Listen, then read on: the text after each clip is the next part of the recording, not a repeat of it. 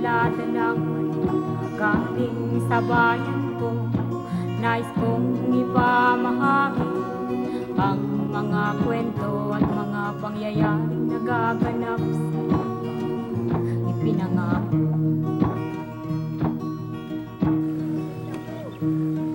Ang lupang pinanggalingan ko'y may bahid ng dugo, may mga lorong di makalipad, nasa hawlang ginto. May mga punong walang dahon, mga pusong di makakibo, sa mga pangyayaring nagaganap sa lupang ipinangako.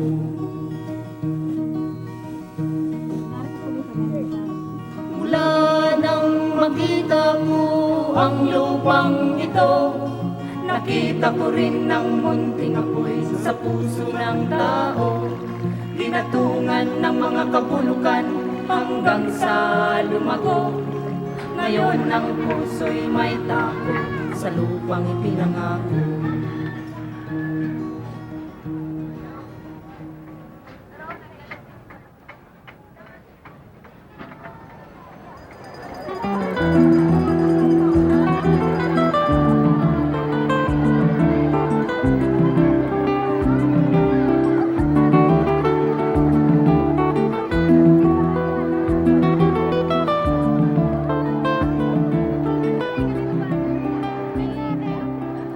The women of the Philippines. They were on the front lines of a movement that ousted a dictator.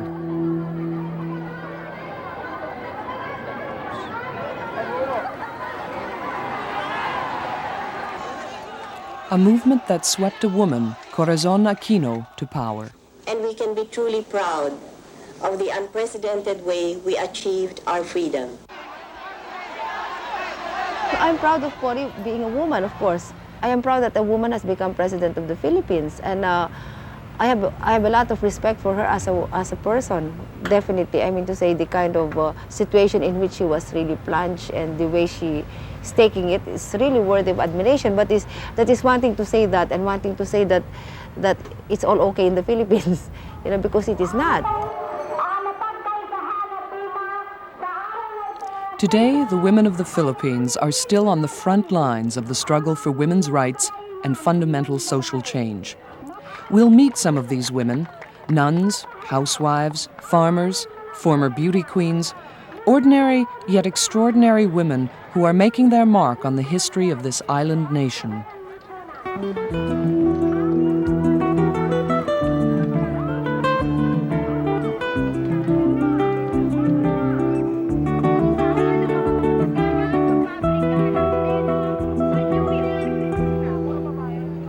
Lourdes Calma is the head of an organization of women farmers.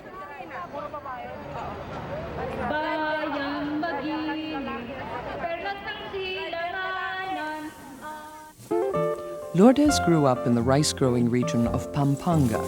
She's a widow with 5 children. They live with her parents. Today, Lourdes has come home to her children, but normally her work keeps her in Manila. This is Ryan, Suzette, Annalyn, Laura Del, Rico. Bagamat napakahirap mawalay sa pamilya. It is very hard to be separated from one's children. No mother wants to be away from her family for months at a time, but it's necessary because of the harsh conditions of life. Dahilan sa kahirapan ng buhay, nagsimula ako sa pag-oorganisa. I started organizing to help fellow women, and not just for me. I want women to be free, because first of all, women are treated like slaves, and the government does not recognize the situation.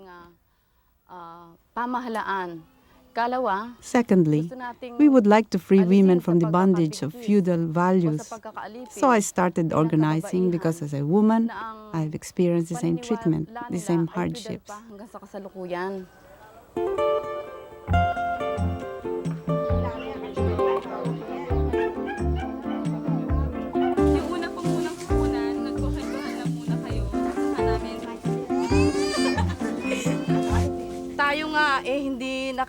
Since we have not gotten any education, we always lag behind in everything, till we end up tied to the house, always cooking and doing the laundry. And men don't realize this. So we have to show that women are not meant only for the home. They also play an important role outside.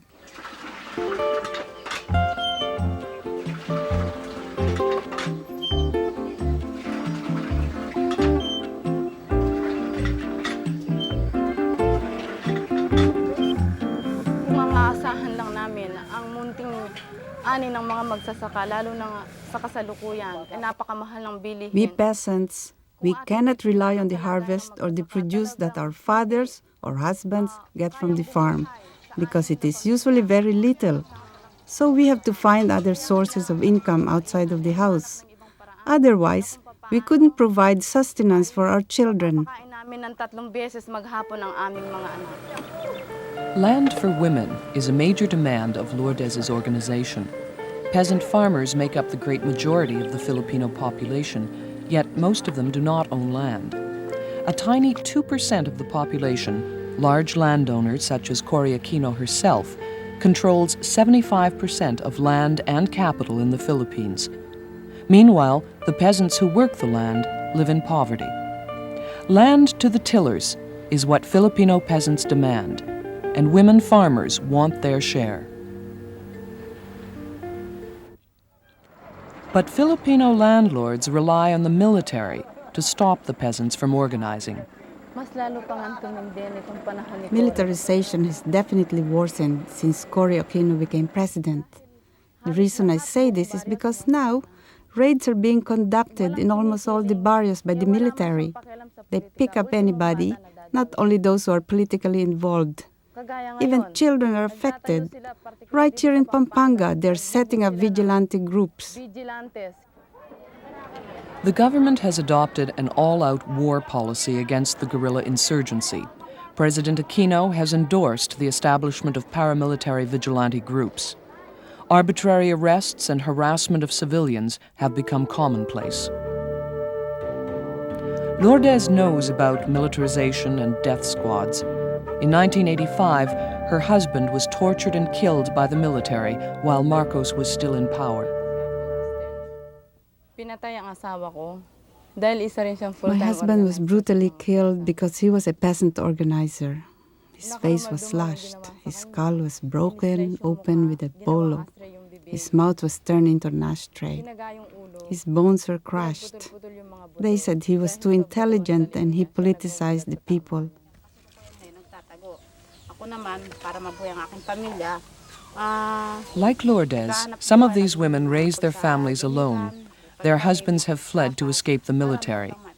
As leader of a mass organization, Lourdes's life is in danger. 2 peasant women leaders in another province were beheaded by vigilante groups. Kasi dahilan sa ganyang kalagayan. I don't want to say that I'm personally in danger, Kailangan mag-ingat na rin ako dahil but I do have to be careful. Leaders of all our mass organizations are being arrested. kanilang pinaghuhuli. So as chairperson of AMIHAN, the National Federation of Peasant Women, I cannot avoid being in the line of fire. Pambansang Federasyon ng Kababaihan.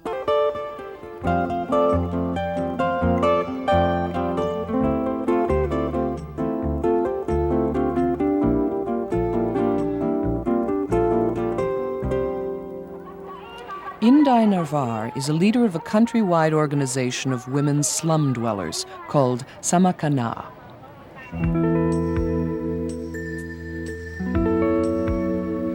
Inday lives in Tondo, a sprawling urban slum in Manila. She fled poverty and militarization in the countryside to come to the city.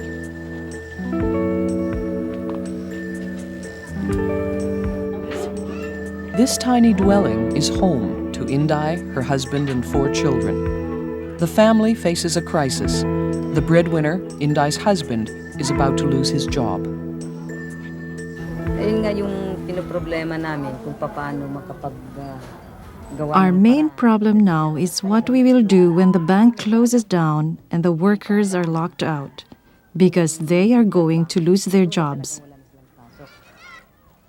Inday is worried that her children may have to drop out of school. Already, the family's monthly income, the equivalent of about $65, is stretched to the breaking point. Ang Ang sahod ng mister ko, 1,000. My husband's salary is about 1,000 pesos. Our rent is 300, not including light and water. The minimum we need for food is about 35 pesos a day. Pinaka, ano na, 35 pesos. After paying for rent, light, and water, which is delivered by the can, there's not enough money left for food. Most families in Tondo are undernourished. Sanitation conditions are poor. The city garbage collectors do not come regularly, so garbage piles up for days at a time. Yung mga basura ng mga tao, nai-imbak pa muna. And the sewage system is also clogged up. It hardly functions at all. Halos hindi na nagpa-function yung kubeta. Kinakailangan bawasan mo. Hindi rin ayos yan kasi yung mga yan, halos madalas namin yung Our organization has used mass demonstrations and dialogue to get the National Housing Authority to look into problems of housing and social services. But the struggle isn't over yet.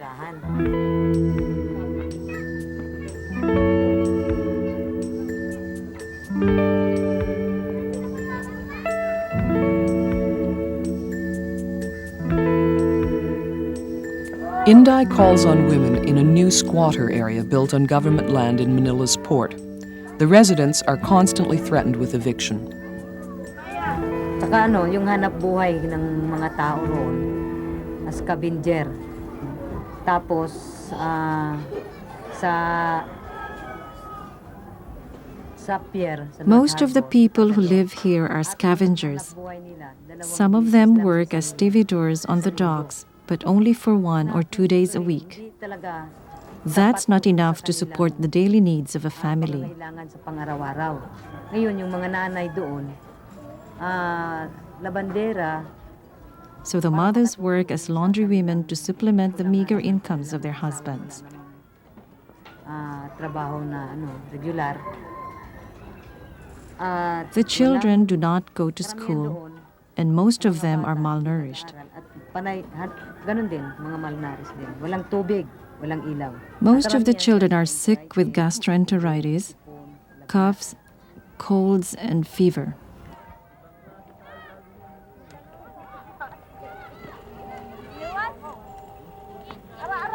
The key to a better life in Tondo is organization.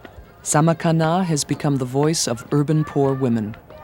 This organization is a political organization wherein we can give more political awareness of the mothers to be sure that they will understand that we are not only mothers who are working inside the house, but we are the mother who are involved the problems in our society.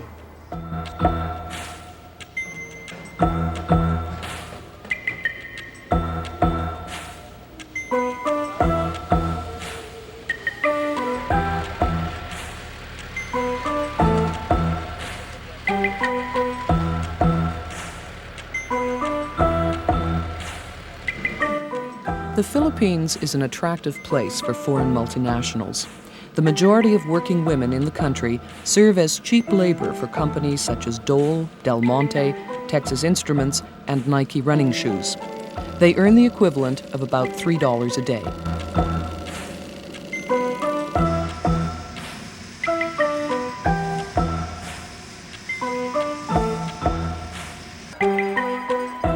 Lolit Gosum works for the largest labor federation in the country, the May 1st Union Movement.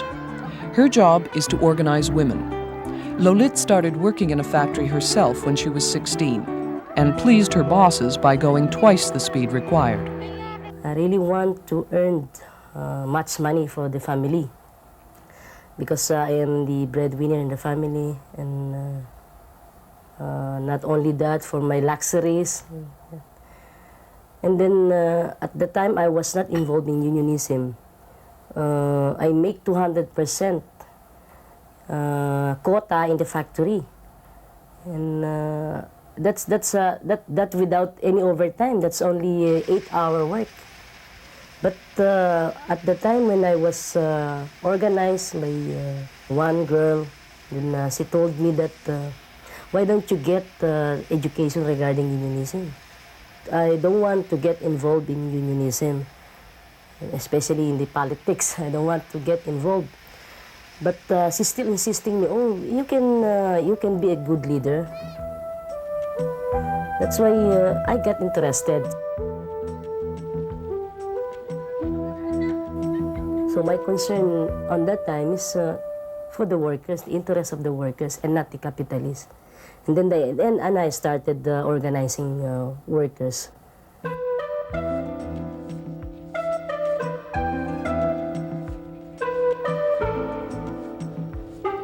Lolit joined strikers at a Nike running shoe plant in Manila. Most are women. They want better maternity benefits and higher wages. Strikers stay on the picket line day and night.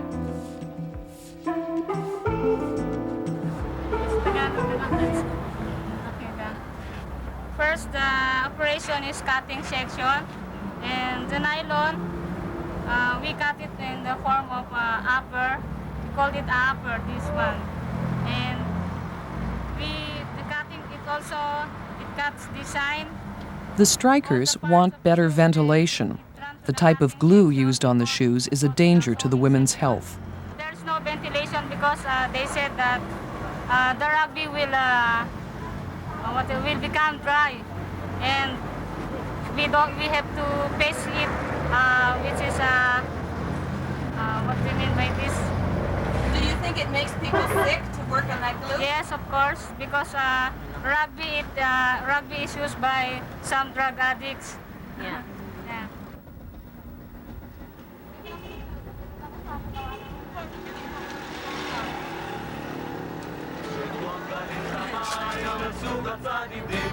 Wala nang ibang mapalulunas sa iyong mga paghihirap, kundi ikaw sa iyong mga palad.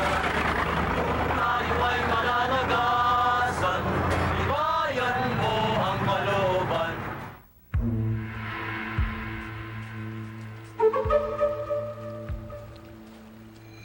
Miles away from the picket line in Manila, in an isolated region of the island of Panay, women are involved in a more controversial form of struggle.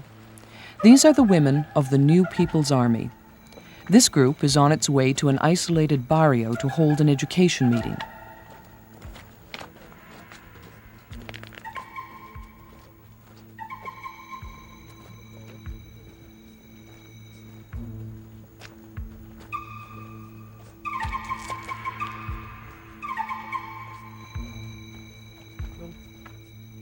Peasant women come from miles around to attend the meeting with NPA organizers.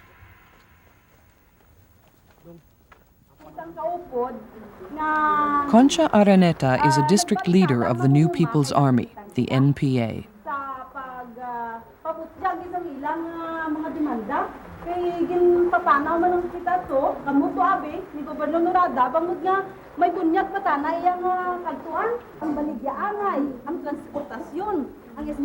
Concha comes from a rich landlord family.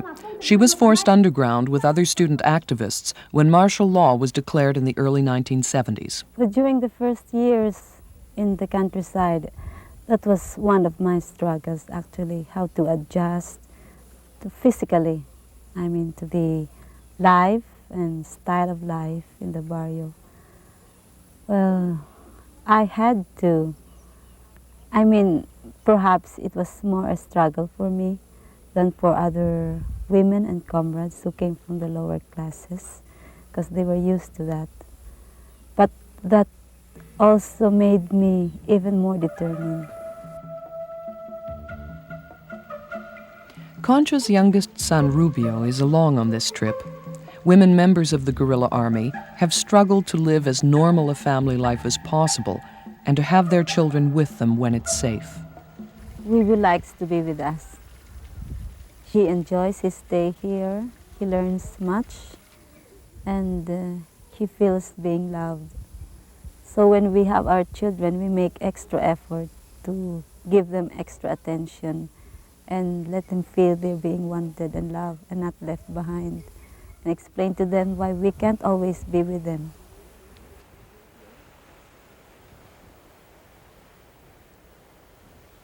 It has been a tradition, actually, in the struggle in Panay for women to be actively involved in revolutionary activities or the revolutionary struggle itself. So it's just not a supportive role that women do. Rather, they also take leadership roles. The women's struggle in the countryside is very much a part of the national liberation struggle.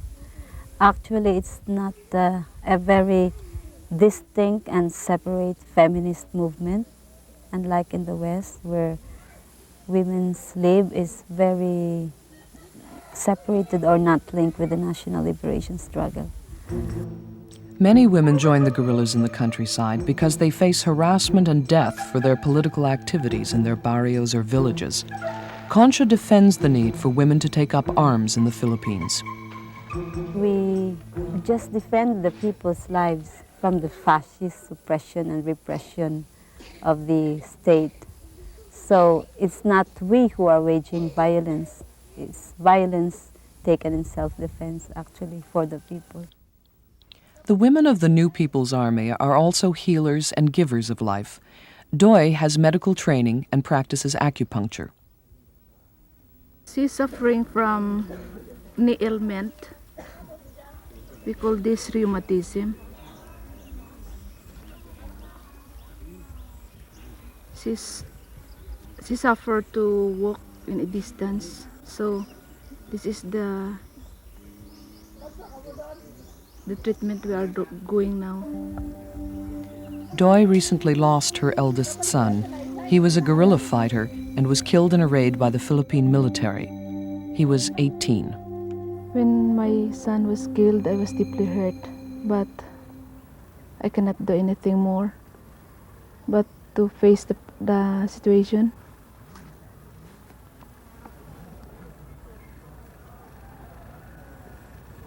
Is it worse when your son is killed than if it was somebody else? I think it's something the same with the death of other comrades. It so happened that he is my son.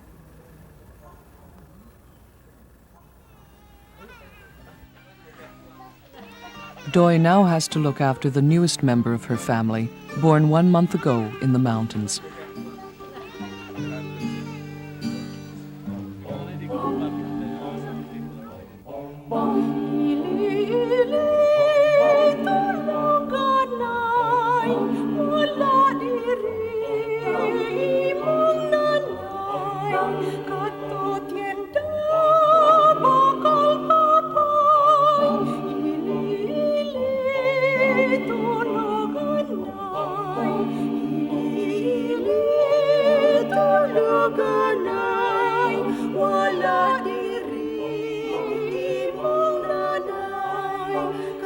Mothers of all ages have been swept up into the movement for social change in the Philippines.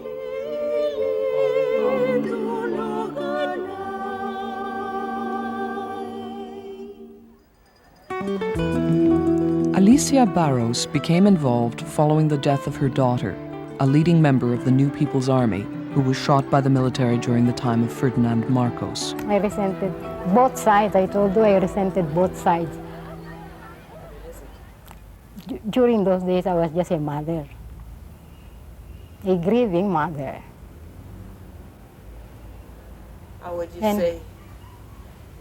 naturally, I blamed myself and I blamed her.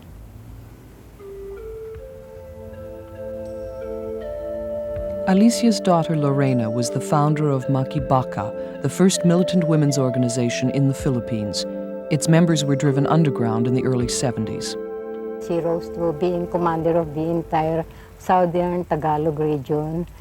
And she was very sharp in the encounters, you know, kill this and kill that. All of this were attributed to her. I don't know. Well, maybe, I'd like to think it's so. And the price on her head got to be 30,000 pesos, very big amount in those days. Bitterness over her daughter's death soon gave way to anger.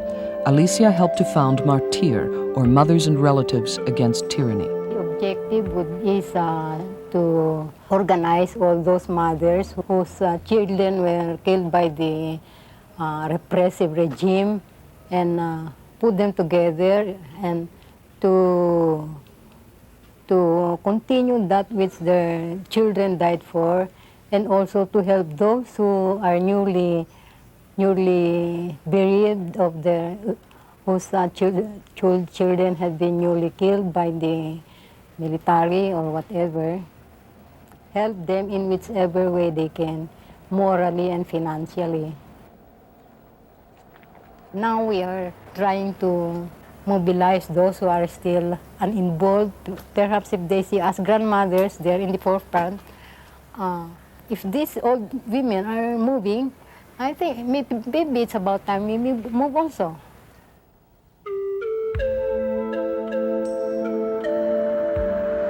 Salvacion Alejandro is one of the newest members of Martir. Her son, Leon, a noted opposition leader, was assassinated in 1987 under the Aquino government. A former Aquino supporter, she feels betrayed. I did not expect that the administration that I voted for will be the one that will kill my son.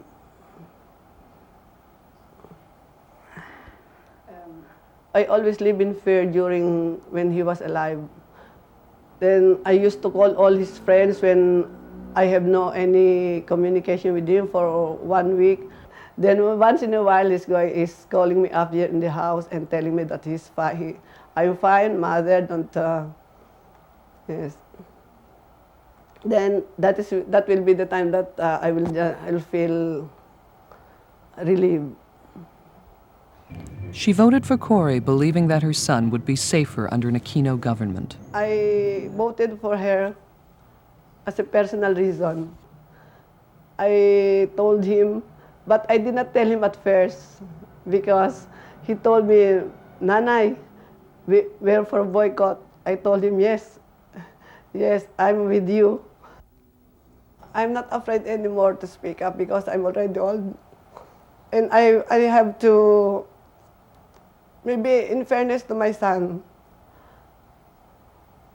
I have to open up. And to continue his struggle that he left. Ito ay pinag-uusapan ng iba't ibang kababaihan sa buong bansa ang tungkol sa karahasan ng kababaihan. Nelia Sancho has been involved in the struggle for a better society and women's liberation for almost 2 decades. She's now Secretary General of Guerrilla, a women's umbrella organization uniting over 100 groups with more than 40,000 members. Nelia believes women's participation in politics in the struggle transforms their personal lives. Slowly, a lot of things have changed in my life. No? When I started in my student days to undertake, for example, relief and rehabilitation work in Central Luzon among the poor farmers who were then affected by the big floods. I had, for example, to go out of the limitation that my father has set for me. And with this decision, I was able to get out of our house and stayed with people, both men and women, whom I've never known before.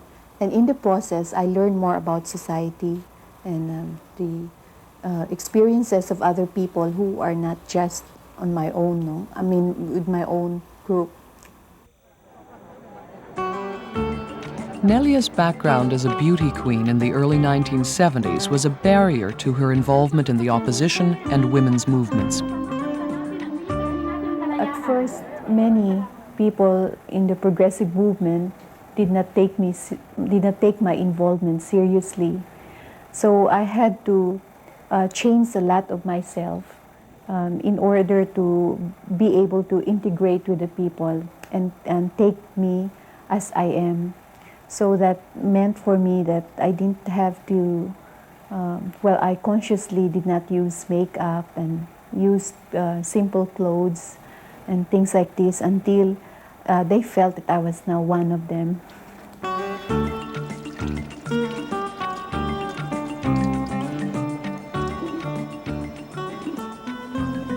Nelia's own experience as a mother and as a political prisoner under Marcos brought her to the women's movement.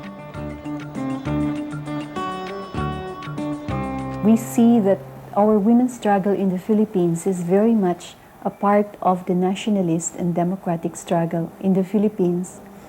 And this is so because, for one, we see that the nationalist and democratic struggle will not be complete without paying attention to women's specific issues and demands.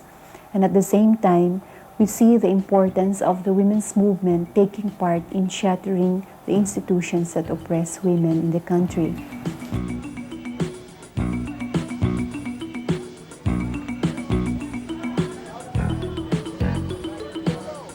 Manila is now known as one of the flesh capitals of Asia. This is because of the flourishing prostitution industry, which is maintained by the presence of the United States bases, 2 bases in Olongapo and Subic, and also because of the aggressive tourism program. We have magazines like this, which is published in Japan and puts in pictures of Filipinas in the nude or doing acts with foreign tourists. And these are the things that which serve as come-ons for the tourists to come to the Philippines.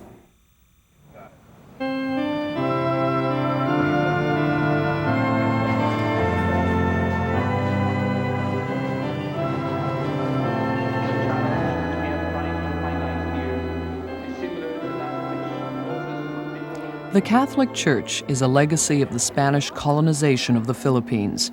Today, 8 out of 10 Filipinos are Catholic. Nuns have been actively involved in the movement for social change.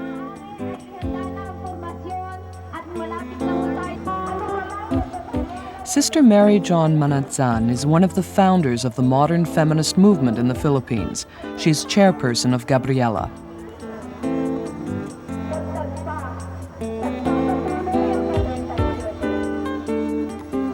Mary John finds no contradiction in being a religious and a feminist. I think a religious is a woman, and therefore being a woman, she has all the right to be a feminist. And for me, the bottom line of feminism is that one is aware that there is such a thing as a woman question, meaning to say that one realizes that there is a discrimination, oppression, and subordination of woman as woman, and that one commits oneself to eradicate such an oppression in society. So I think that a religious, especially a religious woman, should be a feminist. Because, well, the church is also one of the most male chauvinist organizations in the world. And precisely there should be the women's cause and women's perspective must precisely be first of all, and maybe not first of all, but first, second, and third, should also be introduced into the church, precisely because of this male bias in the church. And it's true, we get into trouble, even when I just say the church should rethink its laws on contraception, for example. That gets me into trouble. I am not even asking the women to disobey. I am saying the church should itself rethink it. Because I believe that if they have a law which 85% of their constituency cannot obey, there must be something wrong there.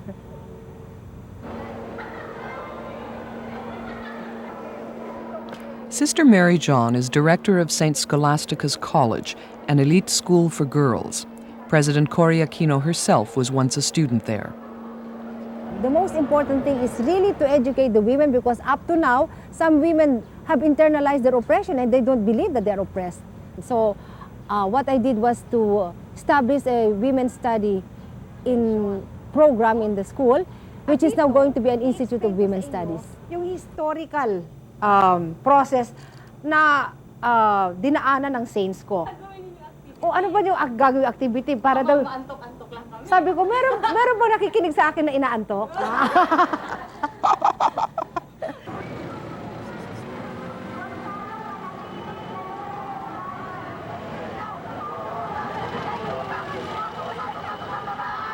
The coming to power of Cory Aquino gave women an opportunity to make some gains, but these were limited. It does help the women's movement that there is a woman president in the country, in the sense that, well, they could say, well, a woman can become president of the Philippines. Well, that is something. And also the fact that we were able, because of women's pressure, that we were able to put the equal rights provision in our constitution. But with regard to the concrete situation of women, as such, I don't think there is a significant change. Although there are democratic forms, there are really actually no democratic processes yet going on. And of course, the military is the same military establishment or mechanism that supported Marcos is exactly the same military, only now they are divided into 5 factions, that is the difference. And well, the class of people who are in the government are the same, landlords mostly. So because of that, there are no changes in structures, there are no changes in the orientation of our economic development. Therefore, there are also no changes in the problems of the people. The 2 main problems, which are really the unequal distribution of wealth and the fact that we are foreign controlled in our economy and in our political life, that remains the same and in fact intensified, I would say.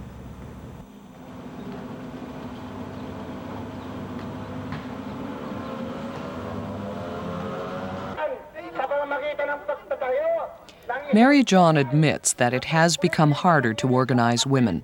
The government's solution to social problems has been to let loose the military and to support vigilante groups. What is happening is that these vigilantes are harassing all people's organizations, and among them are women's organizations. It has become more difficult, but I must really say that the women are really convinced that they have to continue organizing in spite of the difficulties.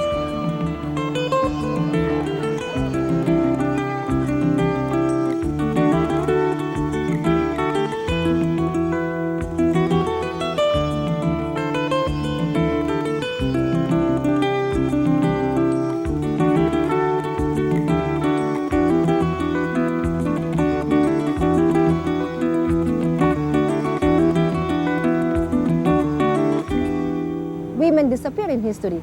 So we are now trying to see if we could resurrect the women in history. And in the future that they do not disappear. You know, we should have a new way of history writing that the women really come out, because my goodness, I think the history of this country is being done by women.